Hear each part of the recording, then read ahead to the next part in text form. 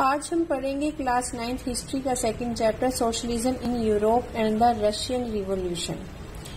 इससे पहले वाले चैप्टर में हम पढ़ चुके हैं फ्रेंच रिवॉल्यूशन और उससे रिलेटेड जो भी इंसिडेंट हुए थे उसके बारे में हमने इससे पहले वीडियो जो थी उसमें हमने समझ लिया था और उस वीडियो का लिंक मैं इस वीडियो के डिस्क्रिप्शन में भी डाल दूंगी।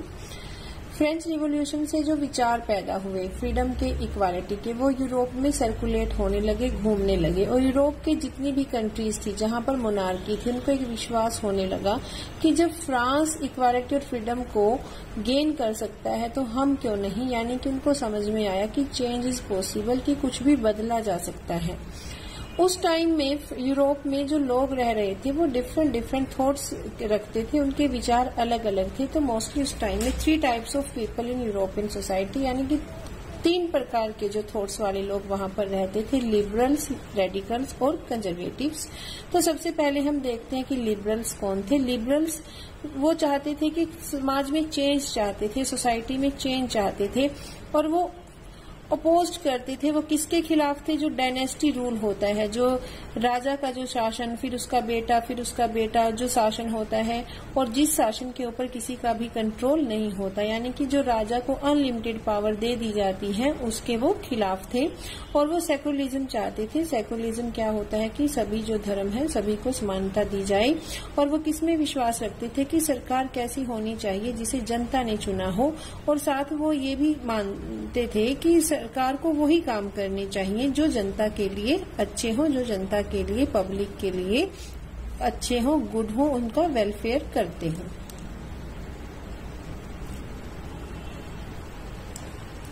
बट उनके थॉट में एक प्रॉब्लम थी। वो क्या थी कि वो बिलीव नहीं करते थे किसमें? यूनिवर्सल एडल्ट फ्रेंचाइज में। वो सबको वोट का अधिकार नहीं देना चाहते थे। उनका मानना था कि सिर्फ मेल ही वोट डालेगा, मैन ही वोट डालेगा, वोमेन नहीं, और मैन भी वही डालेगा जिसके पास प्रॉपर्टी है, जिसके पास पैसा बहुत है।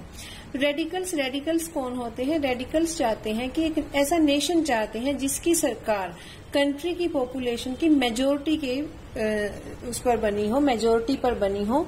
और वो किसके अपोज्ड थे? प्रिविलेज के, कि जो बड़े बड़े लैंड ओनर्स हैं या जो वेल्दी पर्सन्स हैं इनको जो अधिकार मिले हुए हैं वो उनके खिलाफ थे। कंजर्वेटिव कौन होते हैं? They were the people who supported monarchy and nobility, यानी कि ये वो लोग थे कंजर्वेटिव जो मोनार्की को पसंद करते थे, नोबिलिटी को यानी कि राजा या राजा के शासन को पसंद करते थे।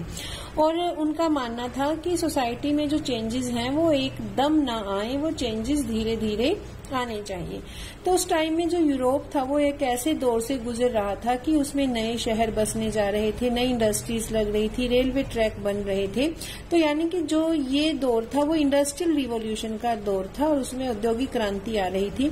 तो औद्योगिक क्रांति आने की वजह से लोगों की जो लेबर है उसकी डिमांड बढ़ रही थी लेबर की, तो लोगों को काम मिल रहा था और उस काम के लिए लोगों को क्या चाहिए थे? जो इंडस्ट्रियलिस्ट थे उनको लेबर चाहिए थी। अब मोर वर्क था, मोर लेबर, लेकिन लेबर को जो दी जाने वाली जो मजदूरी थी वो बहुत ही कम थी।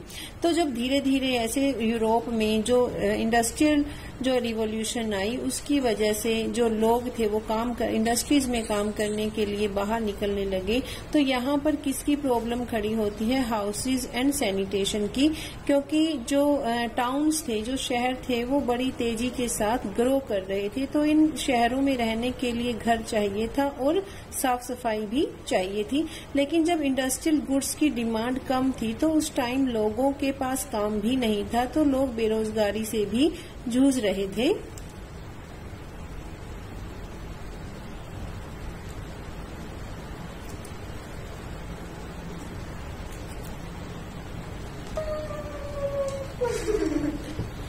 तो जो लिबरल्स और रेडिकल्स थे वो इस समस्या का समाधान ढूंढ रहे थे और जो भी प्रॉपर्टी थी वो इंडस्ट्रीज, जो बड़े बड़े इंडस्ट्रियलिस्ट थे, उद्योगपति थे, वो यानी कि कुछ ही लोगों के हाथों में थी property.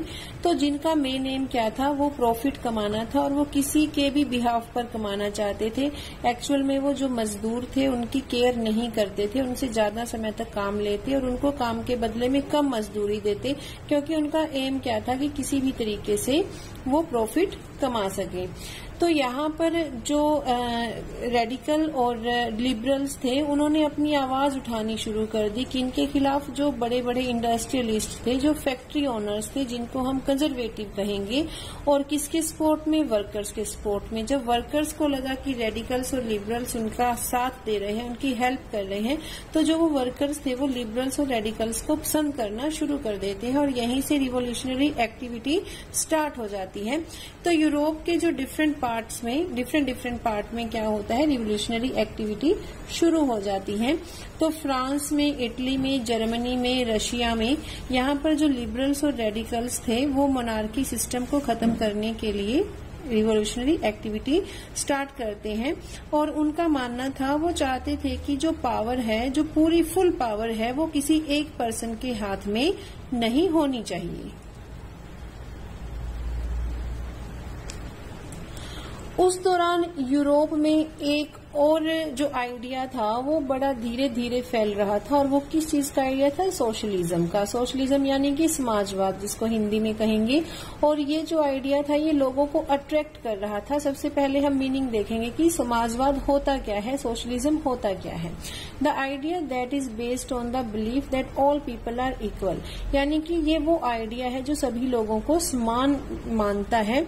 And property should be equally distributed in society, और ये आइडिया चाहता है कि समाज में जो प्रॉपर्टी है वो सभी को समान डिस्ट्रीब्यूट होनी चाहिए। And nor could any individual person hold the entire property, यानी कि जो प्रॉपर्टी है वो किसी एक या कुछ ही हाथों में ना होकर सभी लोगों को इक्वली डिस्ट्रीब्यूट होनी चाहिए, यानी कि सभी लोग सोसाइटी में क्या होते हैं, समान होते हैं। तो जो लोग थे वो इस आइडिया को बहुत पसंद कर रहे थे, और जो लोग इस आइडिया को फॉलो करते थे उनको सोशलिस्ट के नाम से जाना जाता था। तो सोशलिस्ट कौन थे, who follow the path of socialism, यानी कि जो सोशलिज्म की जो विचारधारा थी उसको फॉलो कर रहे थे, उनको सोशलिस्ट कहा जाता था। एक्चुअल में जो इस आइडिया का बेस था वो क्या था कि जो सोशलिस्ट थे वो एब्सोल्युटली अगेंस्ट थे किसके, प्राइवेट प्रॉपर्टी के। और दूसरा उनका मानना था कि जो प्राइवेट प्रॉपर्टी है वो ही सभी जो भी ट्रबल है, जो भी समस्याएं हैं, उनकी जड़ है। तो यहाँ पर इनका मेन ऑब्जेक्टिव क्या था कि जो प्राइवेट प्रॉपर्टी होल्डर होते हैं उनका जो मेन ऑब्जेक्टिव होता है वो सिर्फ प्रॉफिट कमाना होता है, और उनका मजदूरों को लेकर उनको कोई भी, उनकी केयर को लेकर उनको कोई भी टेंशन नहीं होती, उन्हें सिर्फ अपने प्रॉफिट से मतलब होता है। तो सोशलिज्म का जो ये विचार था वो धीरे धीरे सारे यूरोप में फैल रहा था।